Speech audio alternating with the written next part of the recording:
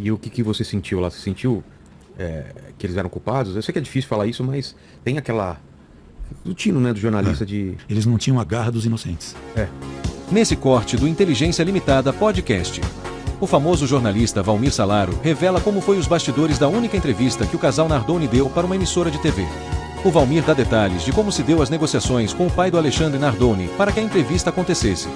E fala também da tensão que envolveu os bastidores no momento da entrevista e da falta de iniciativa do casal para se defender. E sem mais delongas, bora pro vídeo. Mas antes, não se esqueça de deixar o seu gostei e de se inscrever no canal ativando o sininho de notificação. Obrigado. Mas quando são casos de grande repercussão, por exemplo, Nardoni, você tem que fazer um trabalho de pesquisa maior, né? De entrevistar mais gente, mais pessoas e tudo mais. O caso Nardoni, a gente cobriu, eu e o Robson, e a gente teve a oportunidade de fazer a primeira e a única entrevista com o casal. Como que foi essa negociação com ele? Então, porque eu já vinha cobrindo o caso desde o começo. Não sei se estou fugindo muito da... Não, tá tranquilo. Tá, então, o caso Nardoni, que acho que é o crime de maior repercussão que teve no país nos últimos 20 anos ou mais, entendeu? E aí veio a notícia do caso da Isabela, que ela morreu, né? Ela foi encontrada praticamente morta no jardim do prédio onde o pai dela morava, junto com a madrasta, que é a Ana Carolina Jatobá, né? E aí esse caso começou a ter uma grande repercussão, porque era uma menina bonita, de classe média, né? Os pais eram bacharéis em direito, não eram advogados ainda, e essa história cresceu muito, quer dizer, e envolveu muitos detalhes, porque existia um mistério por trás, e o mistério atrai as pessoas, né? Total, né? A história que eles contavam era totalmente diferente do que o pessoal estava vendo, não tinha provas do que eles estavam falando, né?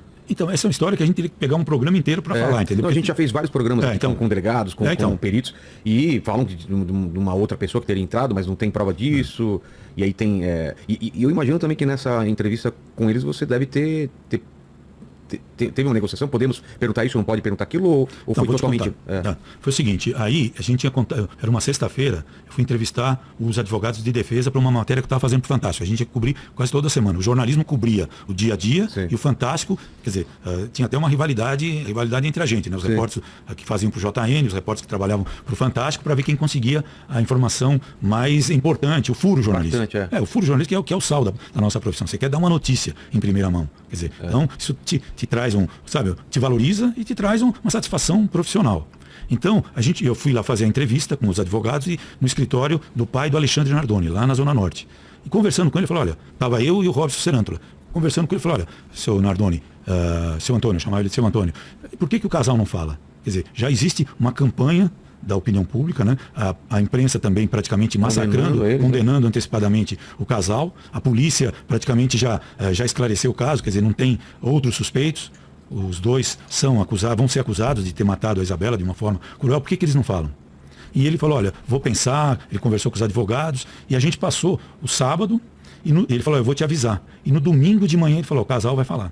Porque o primeiro objetivo era que o Robson Serântola, como ele trabalha com câmera escondida, com filmagem, quer dizer, ele subiria no apartamento, eu nem subiria, ele ia lá e pegava uma declaração do casal. O que a gente queria é dar oportunidade para que os dois se defendessem. Eles tinham o direito de falar o que eles quisessem. Eles nunca tinham falado.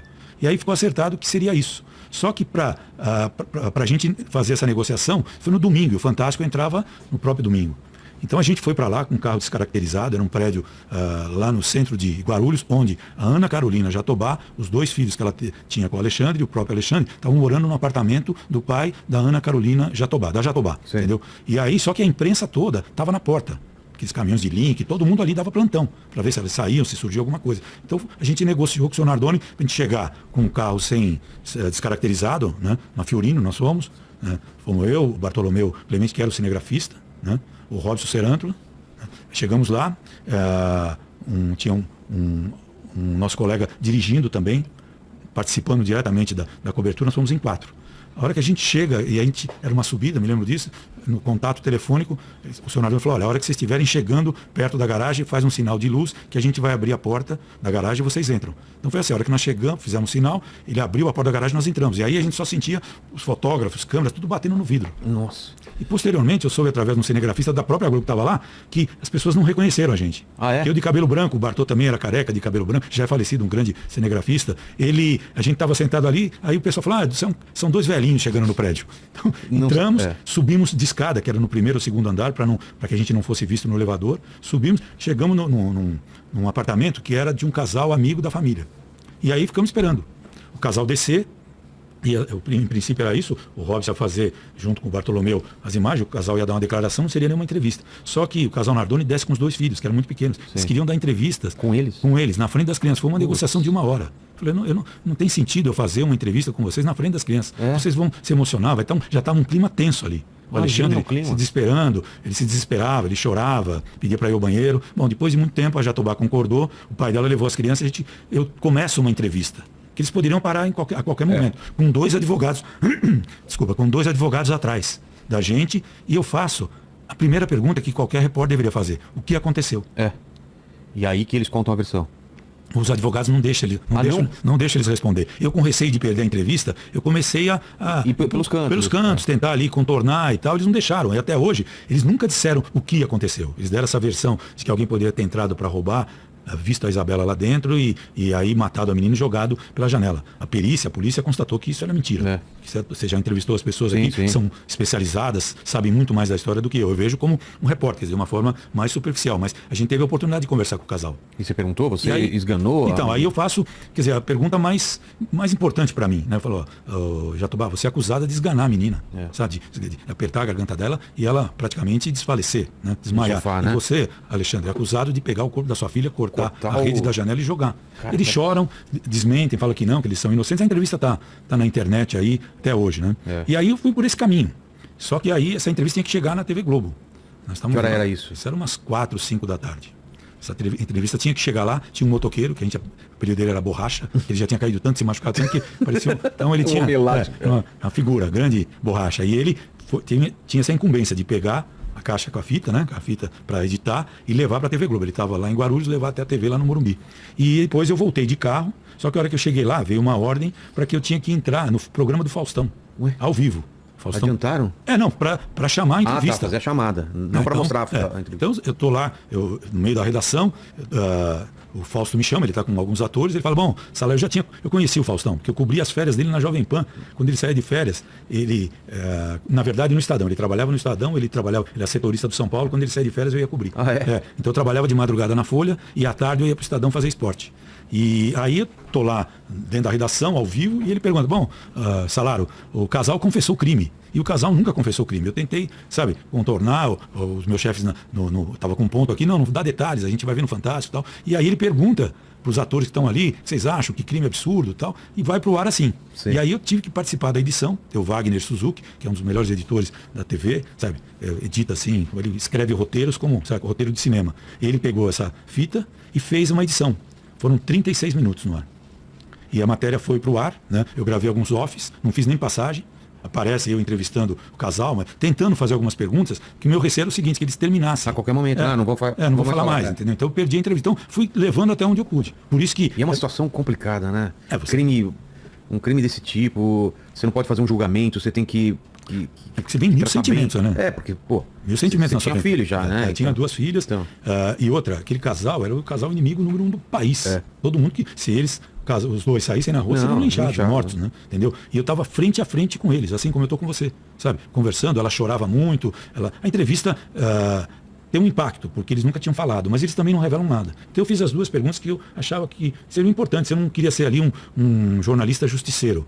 Porque tem escola, o caso da escola básica, que acho que a gente vai falar obviamente, né, que é o caso que mais marcou a minha vida. Então eu via aquelas pessoas, se os 2 forem inocentes. Você não pode fazer um julgamento, você tem que você vem mil sentimentos, né? Porque, mil sentimentos. Você tinha filho já, né? Tinha 2 filhas. Então.